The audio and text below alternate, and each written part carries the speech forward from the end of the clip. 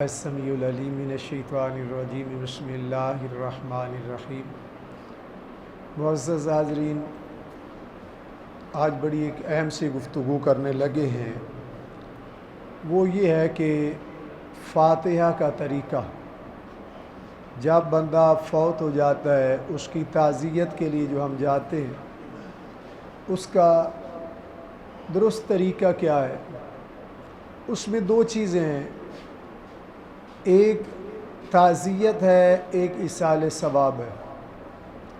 تعزیت جو زندہ ہے ان کے ساتھ ہے، ایصال ثواب جو ہے وہ مرنے والے کے لیے ہے۔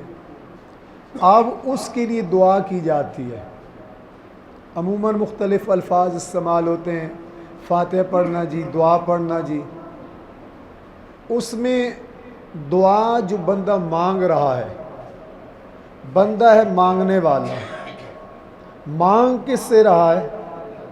اللہ کی ذات سے مانگ رہا ہے۔ مانگ کس کے لیے رہا ہے؟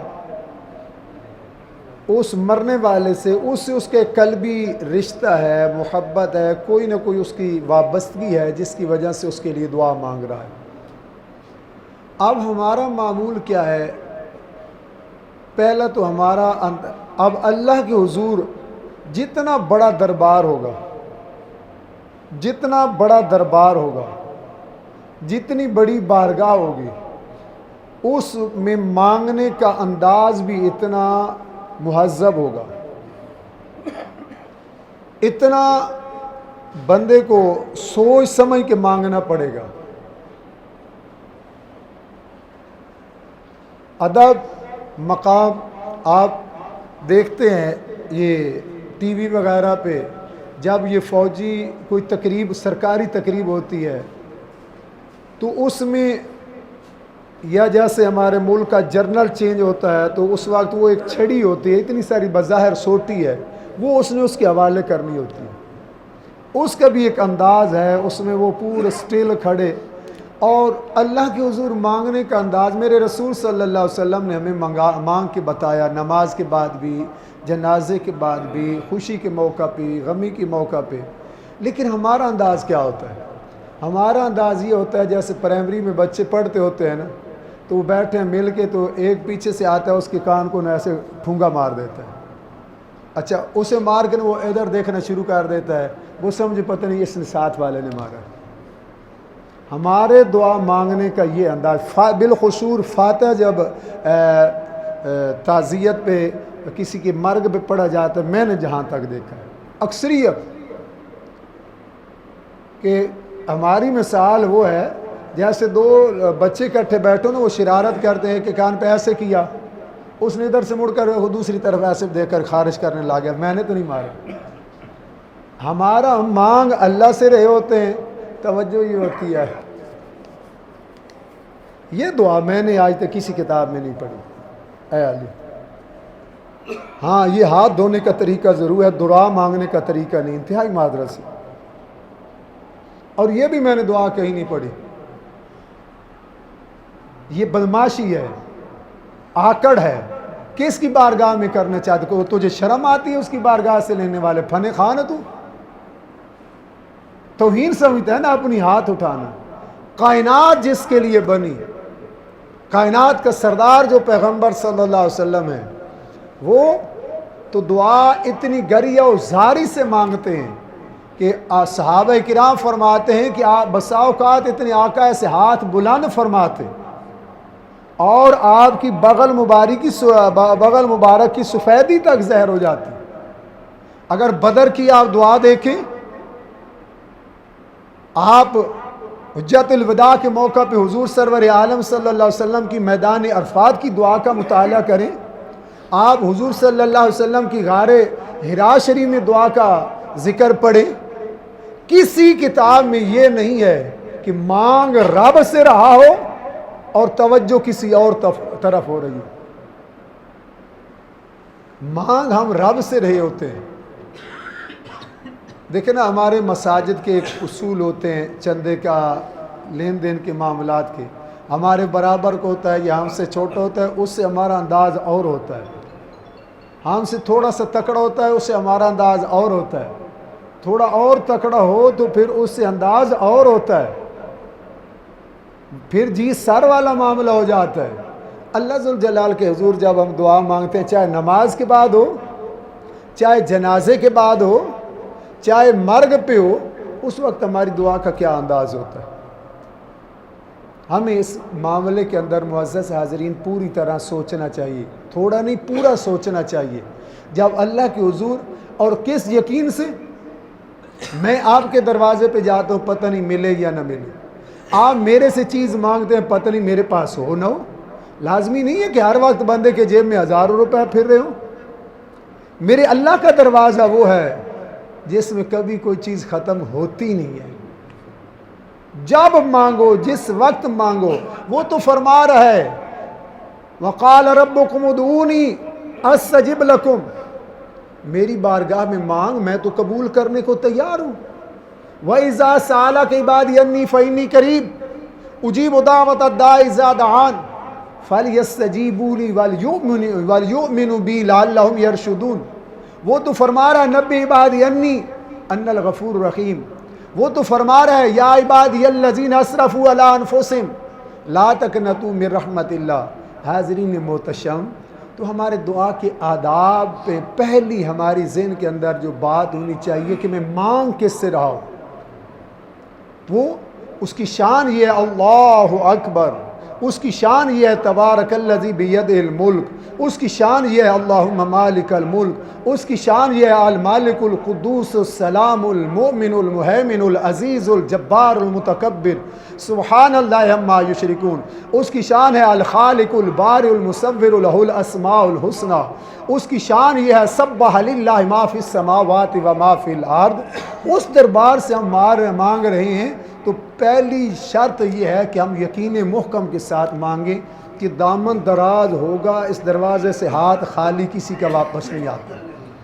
دوسری چیز، دعا کے آداب میں ایسے دعا مانگیں جیسے ایک بھکاری مالک سے، ملازم آقا سے، اور بندہ اپنے مالک سے، مخلوق اپنے خالق سے مانگ رہی ہے۔ اس کا ایک طریقہ ہونا چاہیے، اور اس طریقے کے ساتھ جب دعا مانگی جاتی ہے، قیامت کا دن ہوگا، اللہ تعالیٰ ایک بندے کو بلائے گا، ہاں میرے بندے آ، جی رب ذوالجلال بتا تیرا میرے بارے گمان کیا سوچتا تھا، تو کیسے سمجھتا تھا مجھے؟ یا اللہ میرا گمان یہ تھا کہ تو ہر چیز دینے پہ قادر اور مجھے بخش دے گا۔ اللہ فرمائے گا اس کا گمان میں سچ ثابت کر تو میں نے تجھے معاف کر دیا، جا موجہ۔ تو جب ہمارا گمان بھی متزلزل ہو، پتہ نہیں ملے گا یا نہیں، ساری دعا قبول ہوئے گی یا نہیں۔ اور میں ایک بات عرض کرتا ہوں، میں اکثر فجر کے درس میں کہا کرتا ہوں کہ جب تک رب کی بارگاہ میں قبولیت نہیں ہوتی بندہ ہاتھ اٹھا ہی نہیں سکتا۔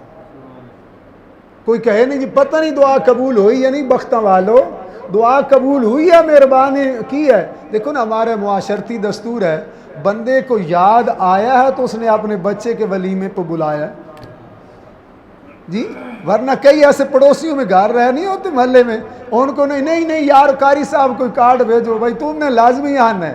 تو پہلے مالک نے مہربانی کی، یہ ہاتھ میں اور آپ تو ہلا ہی نہیں سکتے، ان کو حرکت دینے والا بھی میرا خالق ہے۔ اگر یہ اٹھ گئے ہیں تو سمجھ لو مالک نے اٹھوائے ہیں، مالک نے اٹھوائے ہیں، تمہاری کیا ضرورت ہے اٹھانے کی۔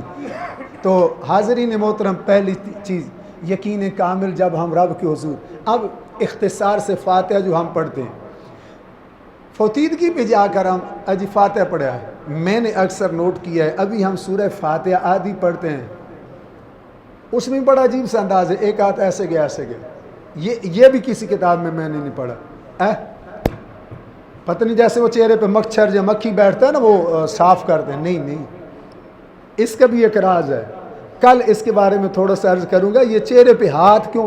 او بھائی کچھ ملتا ہے نا، ملتا ہم نہائیں غسل کریں، غسل کرنے کے بعد ہاتھوں پہ کیا لیتے ہیں؟ تیل لیتے ہیں، کچھ کریم لیتے ہیں، کوئی شے لیتے ہیں، وہ کیا کرتے ہیں؟ مل لیتے ہیں۔ اور کوئی خیرات ملی، وہ اپنے چہرے پہ مر رہا ہے، وہ خیرات کا نور میرے چہرے کو بھی نصیب ہو جائے، یہ اس لیے چہرے پہ ملے جاتے ہیں۔ اور ہم نے پکڑ کر چل پرے سوٹ میں نے دی لوڑ ہی نہیں، اس لیے ادب کے تقاضے میں ہے کہ دعا کا ہاتھ جو ہے وہ واپسی کا. اب جب فاتحہ پہ ہے اس میں 2-3 ہیں. ایک تو بسم اللہ الرحمن الرحیم صرف پڑھ لیں وہ بھی بڑھیا. اچھا سورہ فاتحہ مکمل, اگر فاتحہ کا ہے فاتحہ سے مراد ہے الحمدللہ پوری سورت.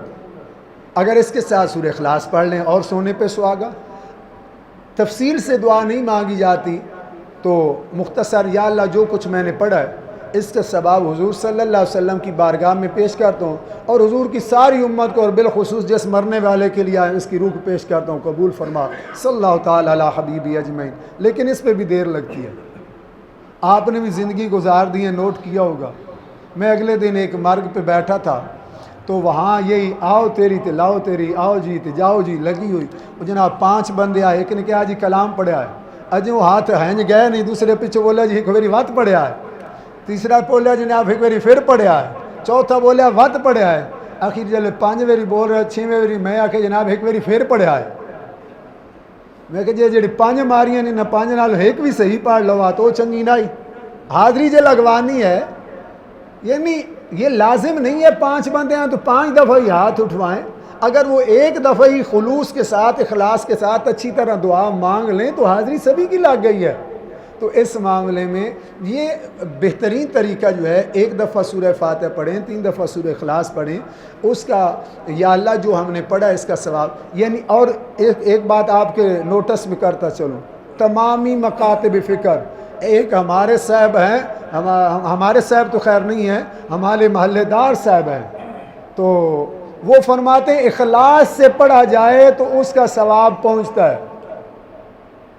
اخلاص سے پڑھا جائے اس کا پہنچتا ہے. جو اخلاص سے نہ پڑھا, چاہے چلو مدرسے کے بچے تو پیسوں کے لیے یا کھانے کے لیے پڑھتے ہوں گے, برادری والے جو گئے ہیں سارے بے اخلاصی دنیا تو یار نہیں ہوگی, کوئی تو اخلاص والا ہوگا نا. چلو یہ بے اخلاص ہی صحیح, مولوی صاحب ہی اخلاص سے پڑھ کے دکھا دیں جناب ایسے اخلاص ہوتا ہے. لہٰذا اخلاص سے جو دعا مومن کی جاتی ہے وہ اللہ کے حضور محترم حاضرین قبول ہوتی ہے. اللہ رب العزت ہمیں کثرت سے اپنے مرحومی کے لیے دعائیں کرنے کی توفیق عطا فرمائے. بالخصوص اللہ کے حضور جب ہاتھ اٹھاتے ہیں نا جی, حضرت آدم علیہ السلام کی ہم اولاد ہیں, سارے انسان آدم کی اولاد ہیں. آپ کو معلوم ہوگا آدم علیہ السلام جنت میں رہتے تھے, جنت میں سے واپس زمین پہ آ گئے. آدم علیہ السلام کے بارے میں کتابوں میں آتا ہے 350 سال آدم علیہ السلام روتے رہے, دعائیں کرتے رہے. 350 سال نا جی آسمان کی طرف نگاہ کر کے آدم پاک نے نہیں دیکھا. پوچھا گیا آدم نگاہ اٹھا کر نہیں دیکھا, فرمایا مجھے شرم آتی ہے, میں اللہ کے حضور کیسے چہرہ دیکھوں. ہمیں اپنے گناہوں پہ نادم ہو کر اللہ کے حضور سر جھکا کر, اس لیے یہ جو سر صوفیاء کا طریقہ نا سر جھکا کے دعا مانگی جاتی ہے, اس لیے سر جھکا کر دعا مانگی جاتی ہے. اللہ ہمیں بھی اخلاص کی دولت کی نصیب فرمائے. وما علیہ الا البلاغ.